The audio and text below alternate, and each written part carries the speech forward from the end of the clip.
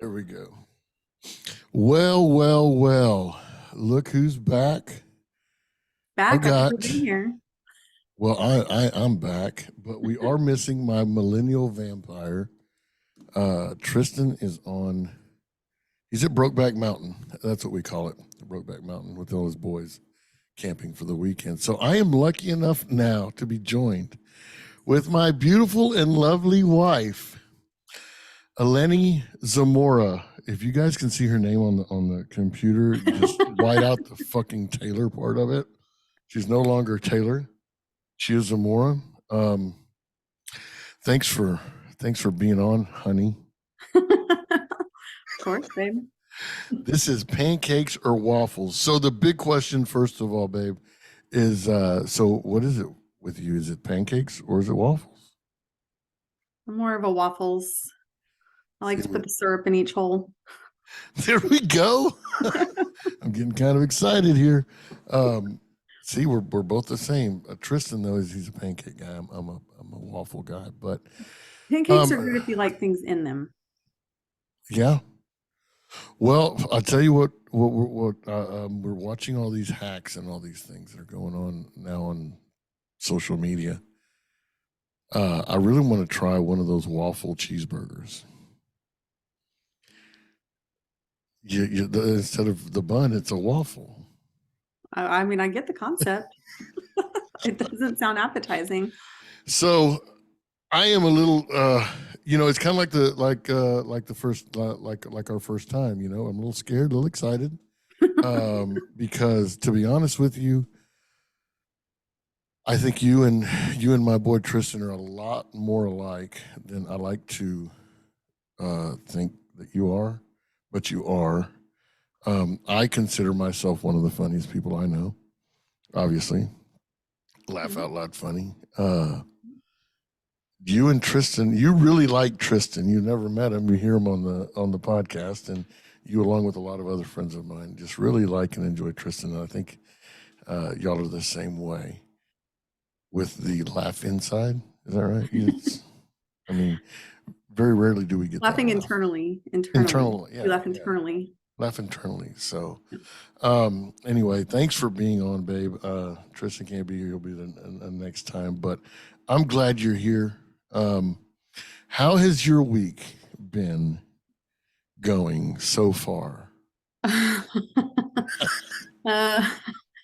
Well, I mean, I was in Chicago for 2 days, and that was a whirlwind. So, I mean, it was nice, but getting back is coming from HR and coming back to being 2 days out of the office. It's just been a shitstorm the last 2 days. And then finally today I got some rest and got to catch up and good. So let's just be honest here. So men, let's just talk about men. We won't talk about women in the workplace because we can't touch that. I mean, I can. I don't really give a shit, but I'm pretty sure I can. Yeah, men. Let's talk about men. So I was told that men, when they start out as babies, then they grow. We grow, we mature, and we go through our different phases. But as we go older, and I think I'm knocking on the door, we become more like children as we go on. And so my question with you is, being in HR, are men more difficult? Are they more bitchy than women? I mean, come on, let's just be honest with here. Are men just more bitchy than women? I mean, coming from two industries that are pretty heavily male dominated, I mean, in general, I would say my opinions would be slightly skewed because, of course, they always have something to fucking complain about. Or, complaining about their supervisor, complaining about whatever. Right. I don't think that they're much more, I don't think that they're more I don't think they're more difficult. It's just they vocalize a lot more. Like if they're pissed off or something's wrong, then they're going to tell you, they're going to say it. Whereas, the women, they'll kind of just brush it off. They're not going to take every problem that they come across. They're not going to run it by me. They're not going to come and tell me, what a shit day they had or if something happened. But, the guys, they'll make sure and let you know everything. Okay. So let's get to know Alliene Zamora. Again, I'm sorry for the Taylor that down there on the screen, but let's get to I'll make know sure my to change wife. it next time. Let's get to know my wife a little more. So she already likes waffles better, right? Mhm. Hamburger or pizza? Ooh, pizza, Pizza. thin Okay. crust. If your last meal, you're on death row, or this is going to be your last meal, and you're going to call it quits in the morning and done. What would be your last meal? Oh, see, now that's a really hard question for me because my favorite meals depend a lot on my mood. You're fixing to die. That's a mood.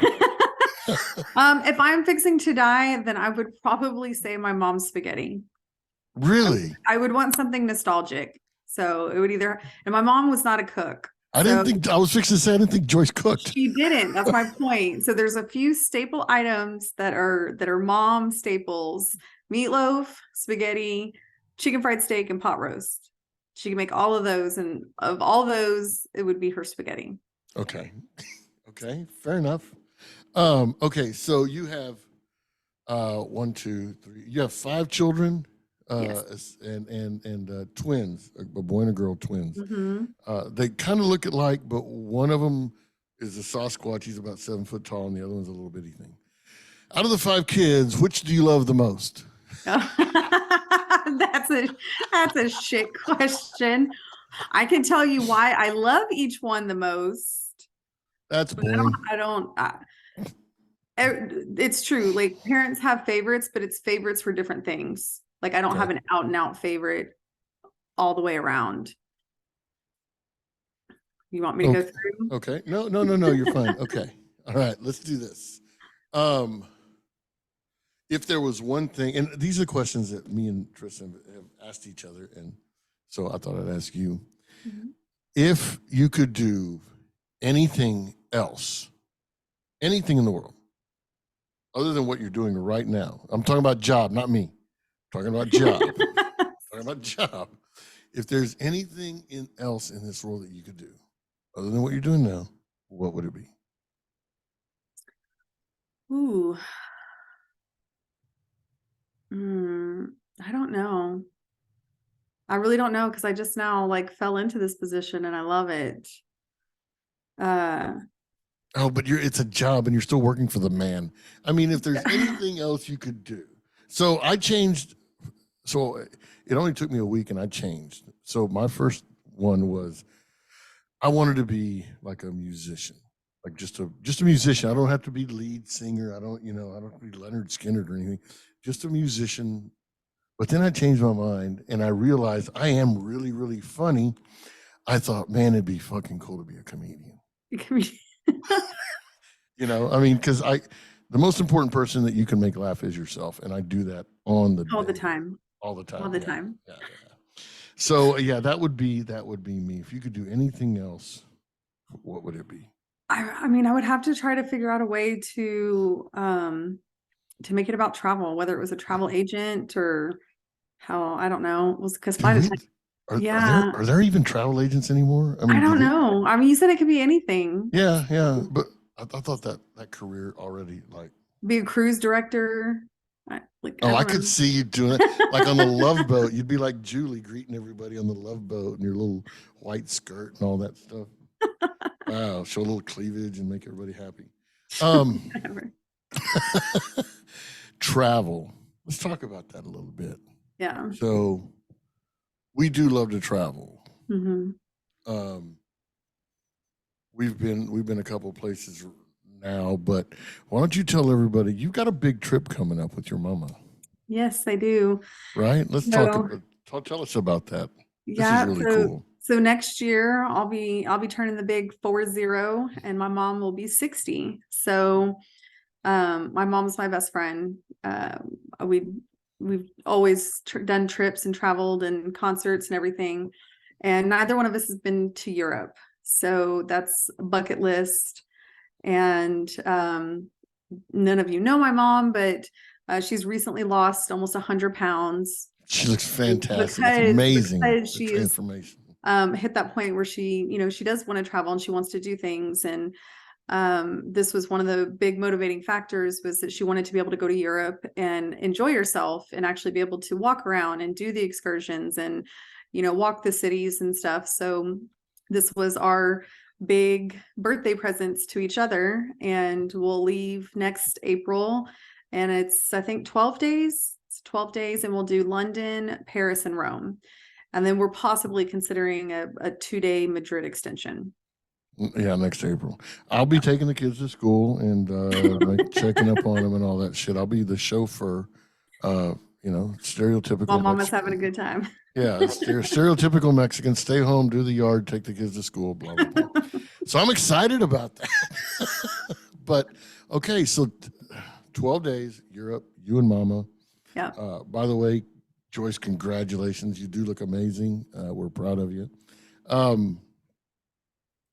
Tell us about that, though. I mean, so because this is stuff not a lot of people get to fucking do. No, and it's really cool because we booked it through a company. My mom's she's one of those like itinerary people, right? She likes to plan stuff. Whenever we take trips together, it's like, we kind of plan restaurants, excursions, all that stuff. Well, this company, they're called EF Tours. They basically structure the itinerary for you and then give you free days to do whatever you want. And, if you don't want to participate, you don't have to, but it's all structured out and it's all included in the package. So, in London, they've got set things that we'll get to go see that's part of the package. And then me and Mom will have free days to go and do, whatever we want in each city. And so that's what we've started planning. And we don't really have anything planned for London so much. A lot of the main things are in the tour package. The one that we've really been like extensively looking at is the Paris one. And that's because we're supposed to go see the Palace of Versailles and the Hall of Mirrors. And I studied that when I was going to the university in California. And I've just heard it's amazing. There's supposed to be this restaurant there. And most of our planning is focused around food. Right. So local food, well, hell, me and you watched the other night, just sat there and watched like street vendors and stuff. Right, so I could get an idea. So yeah. where we could go, where to stop at, get authentic food. My biggest thing is I don't want to stay too touristy, I really want to kind of get ourselves into the culture a little bit, go somewhere a little non-mainstream. Right. And so that's really where we're really kind of focusing on is food eateries and not so much the excursions. I want to take a day trip outside of the city, but I don't know if I can convince Mom to do that. Well, I'm going to make sure when y'all get back, we'll have you back on the podcast. That way everybody can figure out if some French dude stole your heart and you didn't come back to me and they're too arrogant for my liking. Leave me for one of those stinky Frenchmen that never bathe and shit like that. But no, it sounds exciting. It does. And I know when we go places, we have a lot of fun. It's just it's a blast wherever we go. We always find water. We always find just different things to do. And it's a lot of fun. And so I'm happy for you, but there's supposedly a ton of fountains in all of Europe, like all throughout Europe. They're known. That's great. So you guys that are in Europe, when my wife gets there, she's going to be in every fountain. So she's going to the wet T-shirt contest. Here we go. Married Women Gone Wild in Europe in April. It's going to be a new series on Netflix. So here we go. All right. I hope you're ready for this, babe. Okay. It's no holds barred. Because Triston called me out on it, and you thought it was the funniest damn thing you've ever heard. Yeah. When he called me out on a toxic trait that I put words in his mouth. I think he's a liar. I think he's a little boy, a little kid that just throwing his little temper tantrum, but he says that's my toxic trait. So here's my question to you. Question number one to you. What is your biggest pet peeve that you have of me? What is the one thing that really just sets you off that I do? Sets me off? Jeez. Is it that many?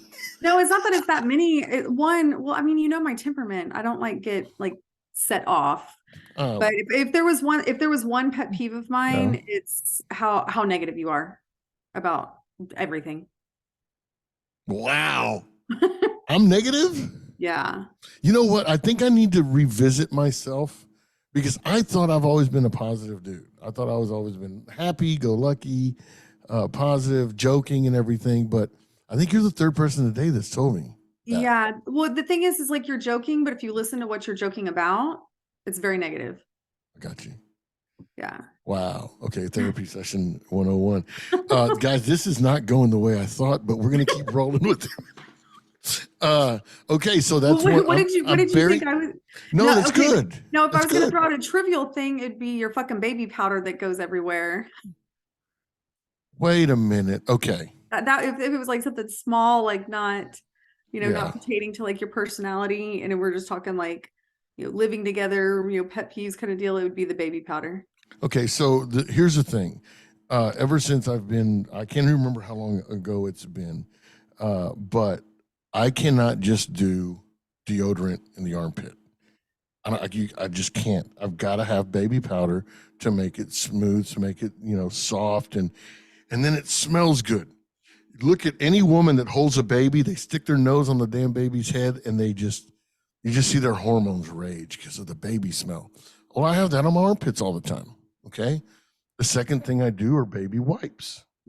I don't remember the last time I just wiped my ass with toilet paper. I think you have to be some kind of sociopath to just use toilet paper. The where it is with the baby wipes, and people have caught on to that now. But that's what she's talking about, because if you go in our bathroom, it's not dust all over the bathroom. It's baby powder, but we don't have a door to our bathroom, so that baby powder, like the dust, like accumulates like on the dresser and the nightstand, and you'll just find baby powder that like if you don't dust regularly, you'll just kind of find it just accumulates everywhere. Yeah. But I understand it because I have tried it and it is very refreshing. Good. You just have to okay. So I'm negative, and there's a cloud of baby powder all over my house now, and so those are two. What about me, babe? Oh, I love everything about you. Oh, don't even. I mean, I told Triston this. I love you so much. You have no idea how much I love you. I tried to explain this to you, and I know it sounds cliche. And if you guys, I said this before we even started listening to Bert Kreischer. I said this to her, and I would tell her all the time. I love you so much, you just don't understand. I mean, the level of love that I have for you, I've never loved like this. Like, nobody can understand how much I love. Like, it's so deep and so hard. It's just, you don't understand it. Like, that's how much I love her more than she loves me. That's guaranteed. That's just the way it is. So for me to pick something out, the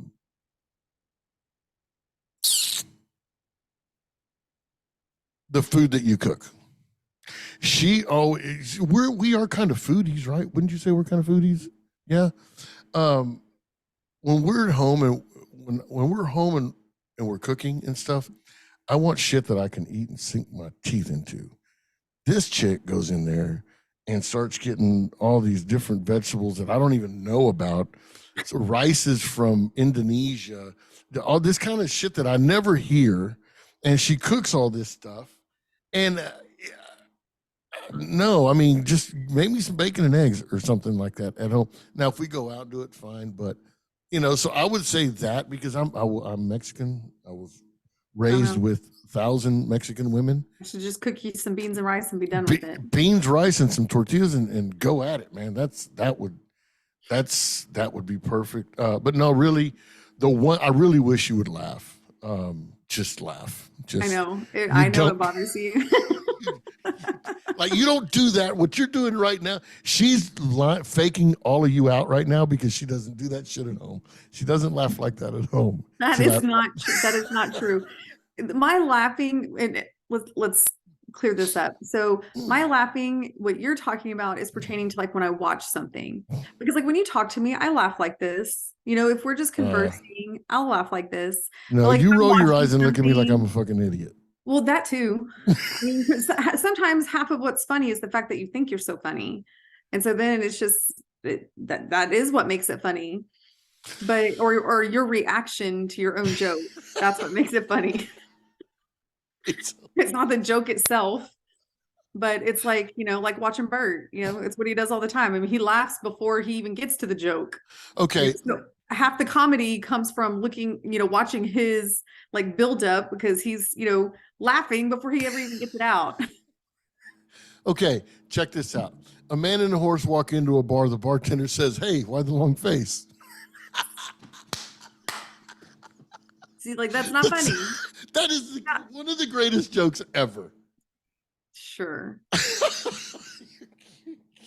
You're killing me. You're killing me, Smalls. You're killing me. Okay. So you're going with your mother. Okay. This is what I wanted to ask you. Because okay, how do I say this? So women you had a boob job, right? Yes. And they are magnificent, by the way. Fabulous. Fabulous, fabulous, fabulous. You've always wanted to portray to your daughters, what'd you call it? Feel good, love who you are. Yeah.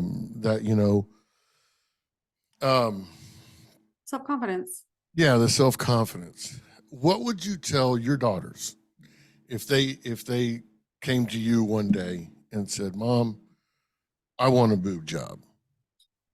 So, I mean, I thought about that when I had mine done, and ultimately it would depend on what age they were at. If my daughter's 22 years old and saying that she wants to change her body, well, my biggest question would be why. Why do you want to do that? Right. I didn't get my boob job until I was in my 30s. Right. I've had kids. I've had a life, but I was always really insecure because, as you can attest, I'm a little thicker in the bottom. So I always felt very unproportionate. Got that booty, baby. So, but, I've always had, thicker thighs, thicker, wider hips. And so, I was, a solid A cup. And after I had kids, I was like super fucking flat chested for a while. And to the point where I looked in the mirror and I cried, because I was even flatter than I was before. And, for me, like it was something that, I didn't do when I was young and dumb and, it wasn't about, dressing up and going out. It was where I was with myself and my self-esteem. And, I found a woman, a doctor who I got recommendations from. She's all about making it look natural. And I think you can attest, like it's the perfect size for my body. Oh God, yes. They're not overly perfect size for my hands too. Sorry, go ahead. But that would be my first question is, why are you doing it? Are you doing it just because, you want to look hot, or are you doing it because there's some real insecurity issues and you don't feel good about yourself? And then that would lend itself to another conversation. But I wouldn't out and tell them, obviously, I can't tell them I'm wrong when I have chosen this, path for myself, but it's about why are you choosing this path and where you're at in your life? Because my thing is, I always knew I wanted to breastfeed. I wanted a boob job a long time ago, but it was something that I wanted. I wanted to be a natural experience. So I knew I was never going to do it before I had kids. I got you. So after I had them, I thought about it. I was still, insecure about it. And so I did it. Yeah. And it was, they are amazing. They feel amazing. I love it. They look amazing. They are spectacular. So, babe, let's do this. Let's wrap this up. You had a job. I'm not going to call it a career. You had a job for a long time in the sales industry. You were in your late 30s, mid 30s when you got this new job, right? Late 30s. I've only been here for a year. Yeah, late 30s when you got this job. Amazing job, amazing people.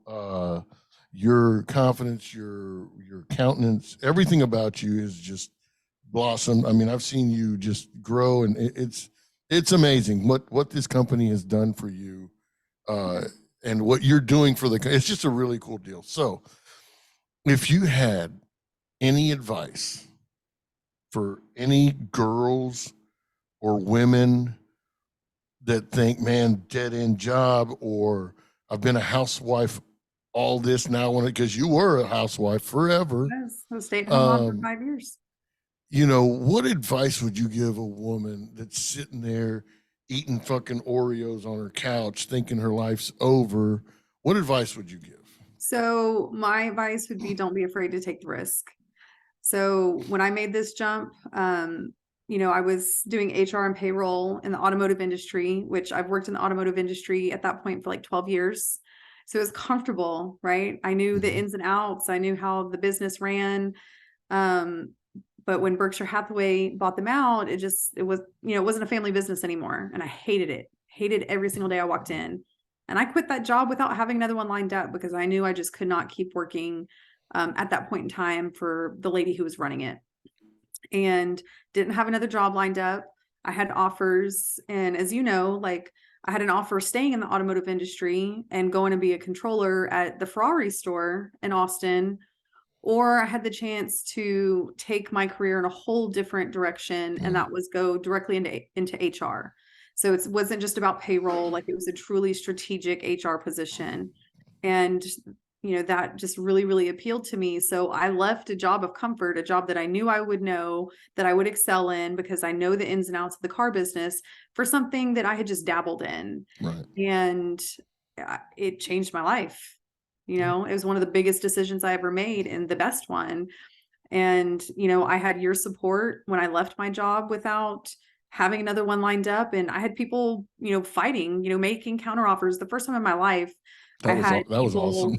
Coming back. I mean, each one came back with 2 counters. I mean, it was just an amazing experience. But had I not been brave enough to just say, you know what, fuck it, it's miserable. I'm miserable. I'm angry at my kids. I'm coming home bitching at you because my job sucks. And, who wants to live like that? So that would be my biggest suggestion, is just don't be afraid to take that risk. Thank you. That's awesome. Thank you. We're going to close. I do want to, and my beautiful wife sent me this, and I want to read it because I have read this. I think I've read it about 10 times 10 times a day since you've sent it to me. And I want to leave everybody with this. Anthony Bourdain said this. This is amazing. And I want y'all chew on this. He said this, quote, "Eat at a local restaurant tonight. Get the cream sauce. Have a cold pint at 4:00 in a mostly empty bar. Go somewhere you've never been. Listen to someone you think may have nothing in common with you. Order a steak rare. Eat an oyster. Have a Negroni. Shit, have 2. Be open to a world where you may not understand or agree with the person next to you, but have a drink with them anyway. Eat slowly. Tip your server. Check in on your friends. Check in on yourself. Most of all, enjoy the fucking ride." Thank you, Anthony Bourdain, for those words. Babe, thank you for joining us. Thank you, This baby. is, I love you too. This is Pancakes or Waffles. Triston, you may have lost your job. I don't know, but we miss you.